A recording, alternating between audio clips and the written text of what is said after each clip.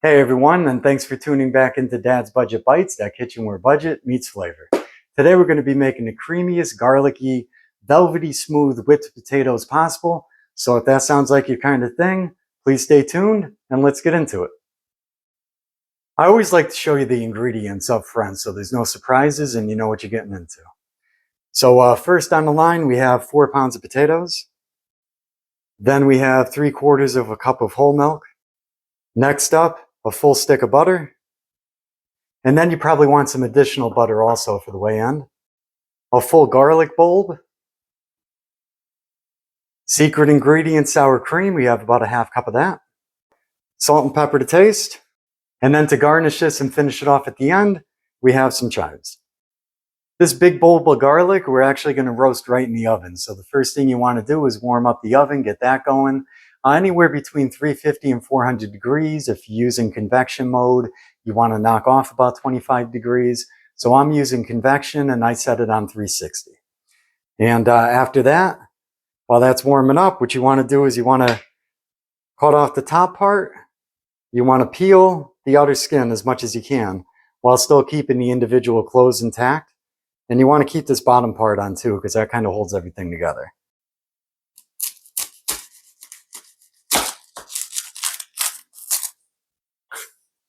The top is removed. Actually, this peel's coming apart pretty well. And then you just kind of want to pick away at that outer peel while keeping the individual cloves intact. You don't want to pull those apart. So here's the finished garlic. The cloves are still intact. Most of that outer peel is removed.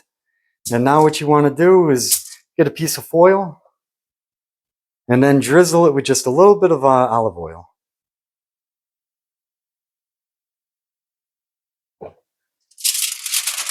And then somewhat tightly wrap this.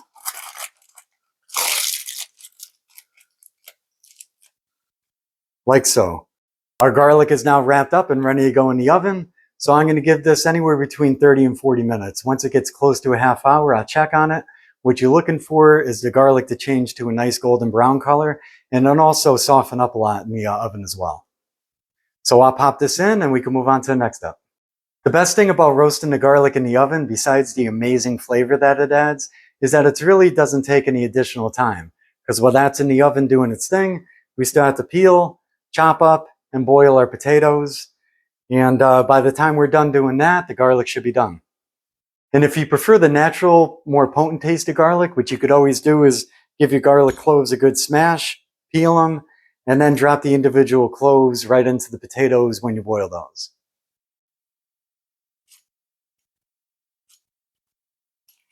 Now we could peel our taters. Our potatoes are now peeled and rinsed. Once you're done peeling, you just want to give them a quick rinse under cold water to remove any residue from the skin and also any dirt that sticks to them. So now since we have potatoes of all various sizes, what we want to do is cut them up into cubes for a couple reasons. One, it's going to cut down on the boiling time. And then two, since we do have potatoes of all different sizes, they're going to cook at different lengths of time. So when you get them all roughly the same size, you're going to get a more uniform cook that way. So for these larger ones, a quick slice down the middle.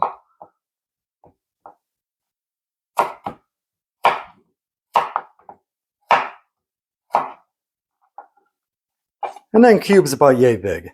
Doesn't matter how big, as long as they're all about the same. I wouldn't go any smaller than this though. So I'll finish this up and then we can get to boiling these. I just got done cubing up our potatoes, so now they're in the pot, they're all set to go. The only thing we got to do at this point is add cold tap water and get the boil started. When you fill it with cold tap water, you want to fill it about an inch above your potato line. So give it like an extra inch of water. Our potatoes are now done. I just turned the heat off. And then what you want to do when you think you're done, take one out, put it on a plate, put a fork in. If the fork goes through nice and easily, then you're good. That definitely isn't hard. It's not mushy. That's a good consistency, so this is good to go. Our potatoes are now drained and returned back to the pot. That removes most of the water, but some moisture remains. And the trick to having the creamiest, butter smooth whipped potatoes is to actually return it back to the heat. You want to put it on like a medium low to a medium heat for only a minute or two. Give it a gentle stir. We're getting close to completion, and I promise you it's worth the extra effort. So here's our garlic here, and it plucks out really easily, so I just wanted to show you at home.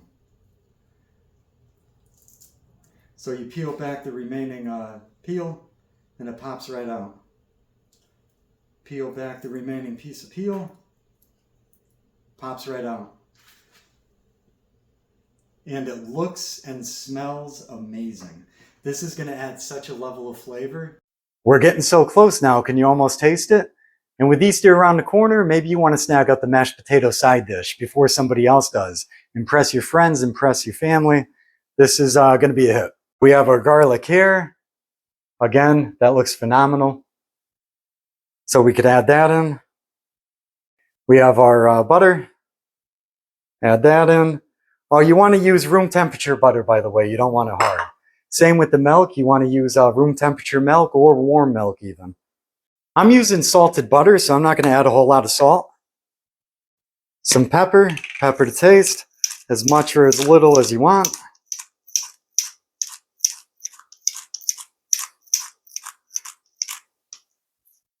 So that's a decent amount. And now what you want to do is you want to give it a light mash. We're going to finish this off with the hand mixer, but you don't want to start your hand mixer on big chunks.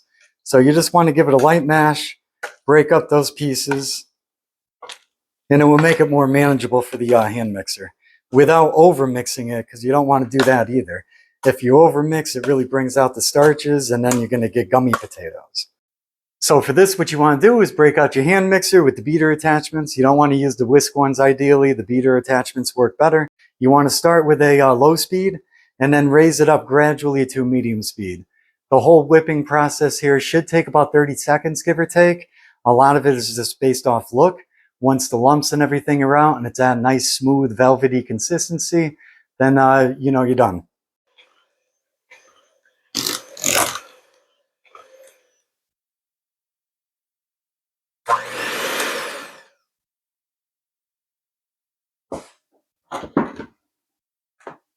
There we go. Look at those. Those are looking perfect. These are good to eat as is if you want. We're going to go the extra mile though. Actually, the extra 2 miles. So now it's time to add the sour cream.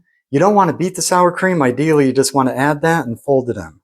So that's what we're going to do. And then so you could see, fold in the sour cream.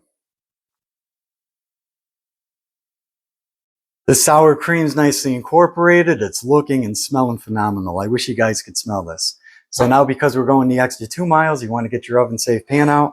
I'm going with the stoneware here. We're going to transfer the mashed potatoes into the stoneware, and we're going to finish it under the broiler. So our mashed potatoes are transferred over to a stoneware. If you wanted to serve it just like this would be perfect. But what we're going to do to finish this off and make it perfect is put it back in the oven under the broiler for anywhere from 3 to 8 minutes. Once it gets to 3 minutes, I'm going to keep a very keen eye on it. You're looking to toast up the top, brown up the top, but you definitely don't want to burn it. We've went way too far to ruin it now. All right, everyone, we're at the best part of the video now where we get to taste what we made, see how we did, see if all that hard work and effort that we put into it was worth it or not. Let me just start by giving you a quick close-up. This is still on the somewhat hot side, so I'll be quick about it. But yeah, look at that. They look amazing. So there's some buzz, controversy, I guess, as far as the best type of potato to use for mashed whipped potatoes. There seems to be 2 main contenders, and that would be golden Yukon and then russet potatoes. I was actually trying to find golden Yukon. I hit a couple different stores. I wasn't able to find them. So I did get the russet potatoes. At the end of the day, I think it more comes down to a preference thing. As long as you do a good job doing it, I think the end result's going to be very similar no matter which way you go. So I'm just going to take a little spoonful right out of here, and then we can see how we did. Oh yeah, look at that.